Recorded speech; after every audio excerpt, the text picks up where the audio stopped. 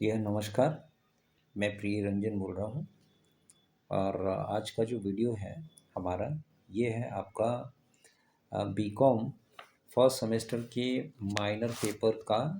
और ये है थर्ड पेपर इसको नहीं कहेंगे, क्योंकि जो न्यू सिलेबस है उसके अनुसार ये बिजनेस कम्युनिकेशन का पेपर है। ये मेजर पेपर में भी है और माइनर पेपर में भी है।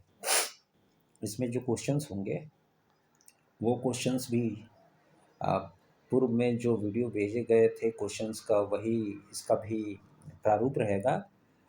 All attempt all section questions है पर इंस्ट्रक्शन है, माने ये 3 खंडों में बटा हुआ रहेगा।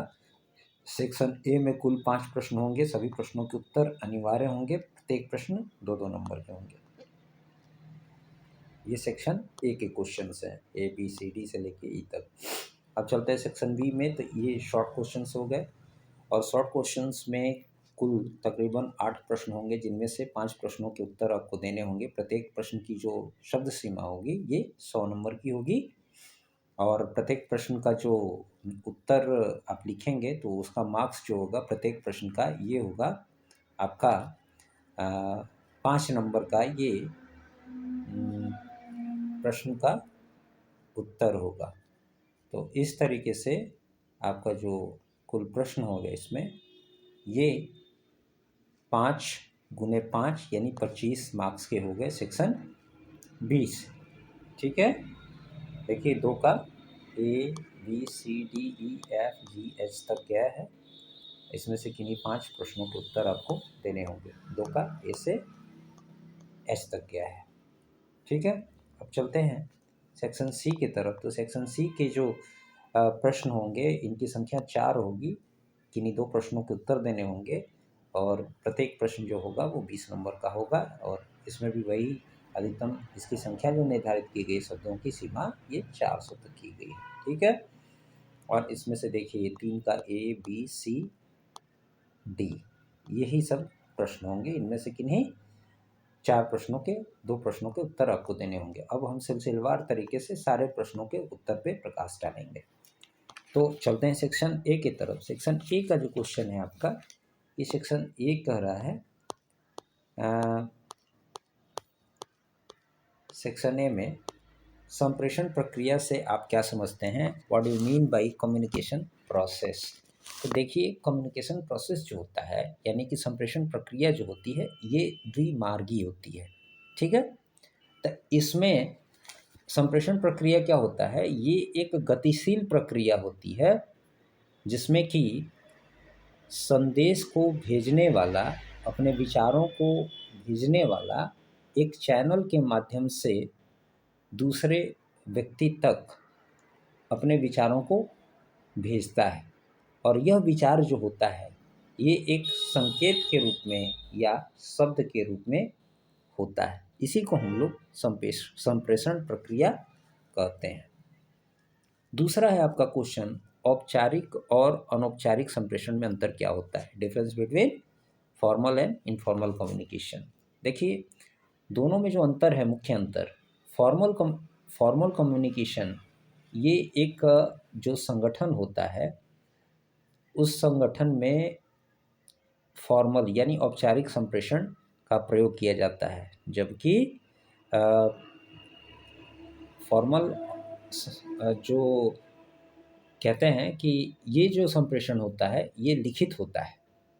ठीक है, अनौपचारिक संप्रेषण जो होता है ये एक जो संगठन होता है उसमें आपसी संबंधों के आधार पर 2 लोगों के बीच में ये अनौपचारिक संप्रेषण होता है। यानी कि जैसे प्रेम व्यवहार में जब 2 लोग आपस में बातचीत करते हैं तो वो उनका अनौपचारिक संप्रेषण होता है। उसमें किसी प्रकार का कोई ना कोई बॉस होता है, ना कोई कर्मचारी होता है।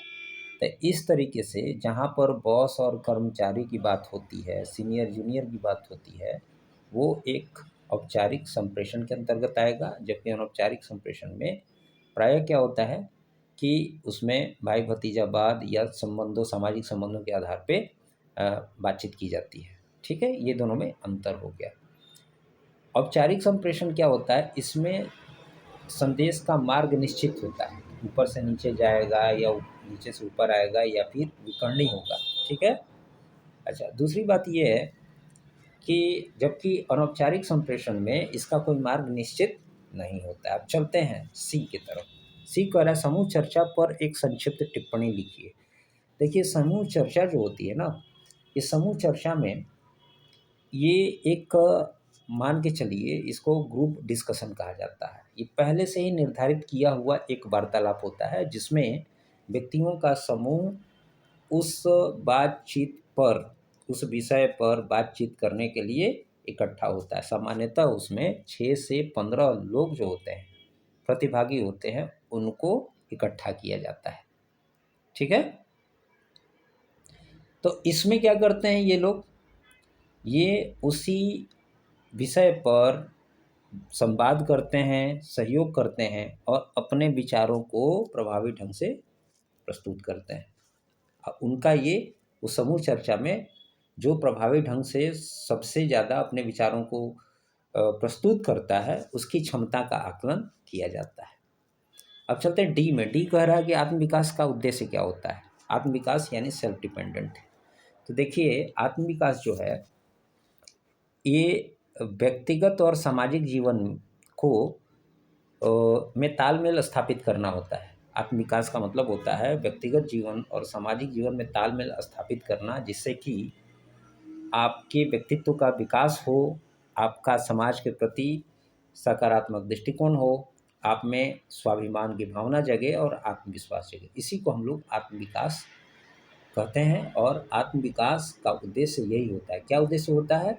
सकारात्मक दृष्टिकोण को बढ़ाना, अपने व्यक्तित्व का विकास करना, आत्मविश्वास को बढ़ाना, अपने में स्वाभिमान लाना। ठीक है। अब चलते हैं नेक्स्ट। आपका वर्ड में APA शैली दस्तावेज क्या होता है? What is APA style in word document? देखिए, वर्ड डॉक्यूमेंट में जो APA शैली होता है ना, तो ये आपको एक लेखन विधि होती है जिसमें मनोविज्ञान, समाजशास्त्र, शिक्षा शास्त्र और अन्य विषय, इसमें मूलतः क्या किया जाता है ना कि इसका उपयोग सामाजिक विज्ञान और साहित्यिक विज्ञान का जो लेखन शैली होता है उसमें इसका उपयोग होता है। इसी को हम लोग APA शैली कहते हैं। चलते हैं सेक्शन बी की तरफ। सेक्शन बी में भी पहला जो क्वेश्चन है आपका, ये है विकर्णी संप्रेषण क्या होता है? डायगोनल यानी कोना कोनी जो होता है, डायगोनल। विकर्णी संप्रेषण, देखिए संप्रेषण के जो 3 रूप होते हैं, उन 3 रूपों में एक होता है आपका हॉरिजॉन्टल, मतलब होता है जैसे मोबाइल आपका जो ये लैंडस्लाइड मोड में है ना, तो इसको हम लोग हॉरिजॉन्टल कहते हैं। और जब यही आपका खड़ा रहता तो इसको हम लोग कहते हैं क्या? वर्टिकल। समझ गए? तो जो संप्रेषण होता है, विकर्णी संप्रेषण, इसमें क्या होता है, क्षैतिज होता है, ऊपर से नीचे होता है और डायगोनल होता है। विकर्ण जो आपने देखा होगा, आयत का विकर्ण होता है, त्रिभुज का, समकोण त्रिभुज का विकर्ण होता है। ठीक है। तो उसी तरीके से विकर्णी संप्रेषण में जब कम्युनिकेशन होता है तो उसी डायरेक्शन में होता है, कोना कोनी। तो ये क्या है, इसमें आप इसको कह सकते हैं कि इसमें विभिन्न कर्मचारियों के बीच में विकर्णी संप्रेषण, इसमें कर्मचारियों के बीच सीधा संवाद होता है। ठीक है। इसमें सबका ये जो होता है ना विकर्णी संप्रेषण, जो क्षैतिज संप्रेषण होता है और जो समतल क्षैतिज संप्रेषण और जो ऊर्ध्वाधर संप्रेषण होता है, यानी ऊपर नीचे और हॉरिजॉन्टल यानी समानांतर, उन दोनों का मिला जुला रूप होता है। इसी को हम लोग विकर्णी संप्रेषण कहते हैं। ठीक है। कोना कोनी। मान लीजिए कि एक संगठन में कोई प्रेसिडेंट है, उसके नीचे वाइस प्रेसिडेंट आएगा। ठीक है। तो वाइस प्रेसिडेंट भी 2 सेक्टर का मान लीजिए, कोई मार्केटिंग का है और कोई फिनांस का है। अब देखिए, वाइस प्रेसिडेंट के नीचे मान लीजिए मार्केटिंग मैनेजर आ गया और फिनांस वाले वाइस प्रेसिडेंट के नीचे फिनांस का मैनेजर आ गया, तो इसमें अगर कोई संदेश, कोई बातचीत, कोई कम्युनिकेशन मार्केटिंग वाले वाइस प्रेसिडेंट का यदि फिनांस मैनेजर के साथ अगर बातचीत होती है नीचे डायगोनल तिरछा कोना कोनी, तो वो विकर्णी संप्रेषण के अंतर्गत आएगा। ठीक है। अब देखिए नेक्स्ट है आपका प्रभावपूर्ण संप्रेषण में प्रयुक्त 7C को क्या आप उससे क्या समझते हैं? That means explain in brief 7C of effective communication. देखिए 7C जो होता है ना, कम्युनिकेशन को एक एक एक तरह से प्रभावपूर्ण तरीके से प्रस्तुत करने के लिए उसके जो एलिमेंट्स होते हैं, उसके जो 7 चीज़ें होती हैं, उसमें 7 C's में पहला है कंप्लीटनेस। कम्युनिकेशन यानी संप्रेषण जो होता है, संचार जो होता है, उसमें जिन शब्दों का या जिस संदेश को आप भेजते हैं वो पूर्ण होना चाहिए। तो पहला सी जो होता है वो होता है कंप्लीटनेस। दूसरा सी जो होगा इसको हम लोग कहते हैं कंसाइजनेस। और कंसाइजनेस में क्या होता है? कंसाइजनेस का मतलब होता है संक्षिप्तता। जो संदेश होगा वो संक्षिप्त और अर्थपूर्ण होना चाहिए। तीसरा जो आपका ये होगा सी, उसको कहते हैं कंसिडरेशन। कंसिडरेशन का मतलब होता है कि सरलता से वो संदेश जो है समझ में आना चाहिए। चौथा जो सी होता है उसको हम लोग कहते हैं कॉन्क्रीटनेस। कॉन्क्रीटनेस का मतलब होता है ये निश्चित होना चाहिए, स्पष्ट होना चाहिए। ठीक है। पांचवा जो है इसको कहते हैं कर्टसी। कर्टसी का मतलब होता है कि संदेश जो होना चाहिए उसमें विनम्रता होनी चाहिए। छठा जो इसका एलिमेंट है उसको कहते हैं, छठा जो इसका ये सी है उसको हम लोग कहते हैं क्लियरिटी। क्लियरिटी मतलब संदेश स्पष्ट होना चाहिए। और सातवां है करेक्टनेस, संदेश शुद्ध होना चाहिए। तो ये जो है संप्रेषण में जो प्रयुक्त 7 C's हैं उनका यही मीनिंग होता है। अब चलते हैं शॉर्ट की तरफ। Discuss in brief short analysis, SWOT। तो देखिए जब आप एक पेपर पढ़ेंगे एंटरप्रेन्योरशिप यानी उसको कहते हैं उद्यमिता, तो इसमें क्या होता है किसी नई परियोजना पर जब आप काम करते हैं तो आपको जब उसका विश्लेषण करना होता है ना, तो उस विश्लेषण को करने के का जो एक तकनीकी होता है उसको हम लोग संक्षेप में SWOT शॉर्ट विश्लेषण के नाम से जानते हैं। और जो शॉर्ट होता है उसका फुल फॉर्म S का होता है स्ट्रेंथ, W का वीकनेस, O का अपॉर्चुनिटी और T का होता है थ्रेट्स। मतलब कि क्षमता, कमजोरी, अवसर और चुनौतियां, इन चीज़ों को शॉर्ट जो होता है ये प्रकट करता है। और किसी भी संगठन की क्षमता, उसकी कमजोरियों, अवसरों को और चुनौतियों को यदि पहचान लिया जाए तो इन सारी चीज़ों पे काम करते हुए संगठन को आगे की तरफ बढ़ाया जा सकता है। अब चलिए नेक्स्ट है आपका मॉक इंटरव्यू। क्या होता है? कृत्रिम साक्षात्कार। ये क्या है भैया?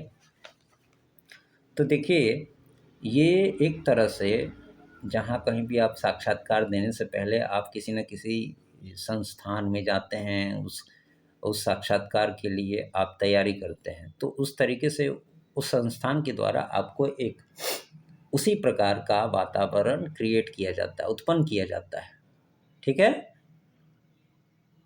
निर्मित वातावरण होता है ये संस्थान के द्वारा।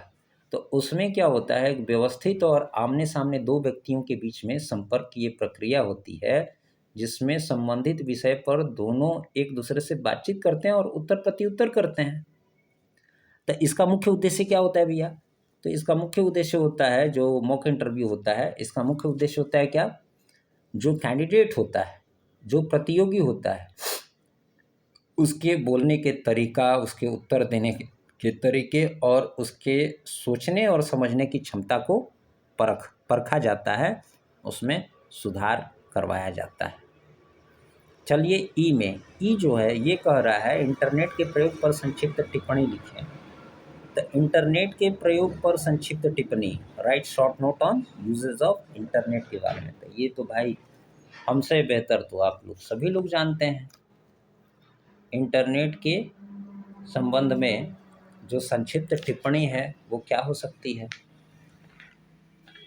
तो इसीलिए उसके बारे में हमने लिखा नहीं है। चलते हैं नेक्स्ट क्वेश्चन की तरफ।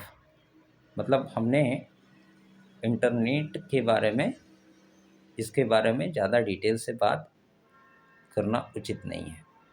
चलते हैं नेक्स्ट क्वेश्चन की तरफ। ये है आपका मौखिक प्रस्तुतिकरण क्या है, what is the importance of oral presentation.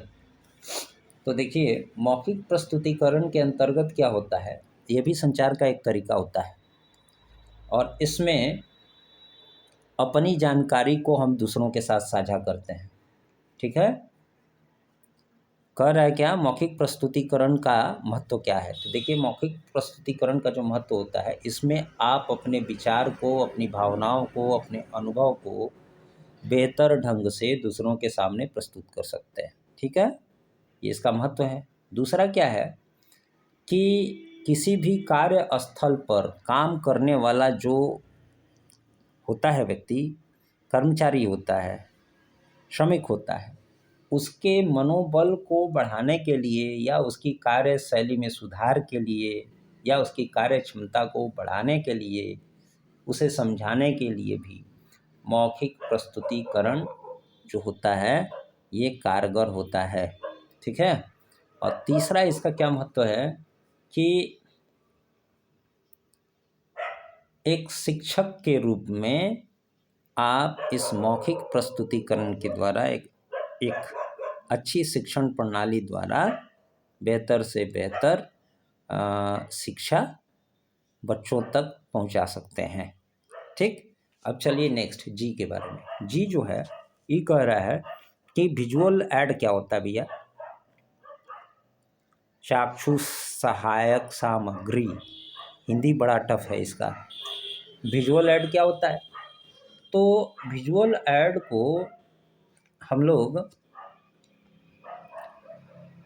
आप देखिए, पढ़ाने का एक ठो जो सामग्री होता है ना, आर्टिफिशियल तरीके से जो ग्लोब होता है, पृथ्वी की चाल होती है, सौरमंडल होते हैं, नक्षत्र होते हैं, इन सारी चीज़ों को आप जो विजुअल तरीके से दिखाते हैं, आभासी रूप होता है, ये वास्तविक रूप नहीं होता है। तो एक तरह से शिक्षक जो होता है वो अपने शिक्षण सामग्री में इस विजुअल ऐड का इस्तेमाल करता है, एड्स का इस्तेमाल करता है। ठीक है, इससे क्या होता है कि शिक्षा जो होती है, शिक्षण अब उसके द्वारा जो दिया जाता है वो ज़्यादा रुचिकर हो जाता है, प्रभावशाली हो जाता है। इसमें आप अपनी आँखों से देख सकते हैं, ठीक है, और सीख सकते हैं। शिक्षक जो बता रहा है उसको आप अपनी आँखों से देख सकते हैं, सीख सकते हैं। बार बार ग्लोब, अब इसमें क्या होता है कि कक्षा में जो बार बार ग्लोब लाया जाता है, चार्ट होता है, मानचित्र होता है, पिरामिड होता है, ये सब विजुअल ऐड के अंतर्गत आता है। ठीक है, और इसके अलावा क्या होता है कि जो ग्राफ का, जो चार्ट का प्रयोग होता है वो भी विजुअल ऐड के अंतर्गत आता है। क्लियर हुआ। अब चलिए, नौकरी के लिए आवेदन के मुख्य तत्वों की भूमिका क्या होती है उसकी व्याख्या करिए। तो देखिए, नौकरी के लिए जो आवेदन होता है उसमें सबसे पहले आप क्या करते हैं, इसमें आप अपना नाम, पता और संपर्क की जानकारी लिखते हैं। ठीक है, नाम, पता और संपर्क की जानकारी में आप क्या लिखेंगे, आप अपना नाम लिखेंगे, अपने घर का पता लिखेंगे, शुरू की बात कर रहे हैं। उसके बाद अपना जो है वो ईमेल आईडी लिखेंगे, फ़ोन नंबर लिखेंगे। ठीक है, अब दूसरा जो पॉइंट होगा उसके नीचे जब आप आएंगे तो आप अपनी शैक्षिक पृष्ठभूमि लिखेंगे कि आपकी उपलब्धियां क्या हैं, मतलब ये कि आपने कहाँ तक पढ़ाई की है, आपका अनुभव किस प्रकार, आपने कहाँ तक पढ़ाई की है। उसके नीचे जब आएंगे तो आपका पिछला रोजगार रहेगा कि आप इससे पहले क्या करते थे, किस प्रकार का अनुभव रहा आपका।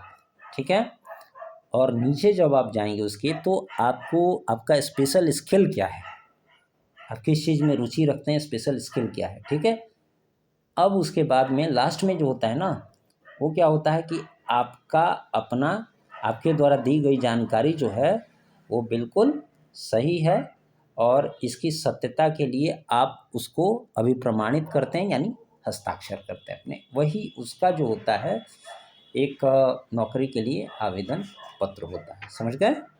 अब चलते हैं नेक्स्ट सेक्शन सी के तरफ। तो देखिए इसको भी हम ज़्यादा लॉन्ग नहीं करेंगे, कोशिश करेंगे कि 5 मिनट में भी आपका ख़त्म हो जाए, ठीक है ना।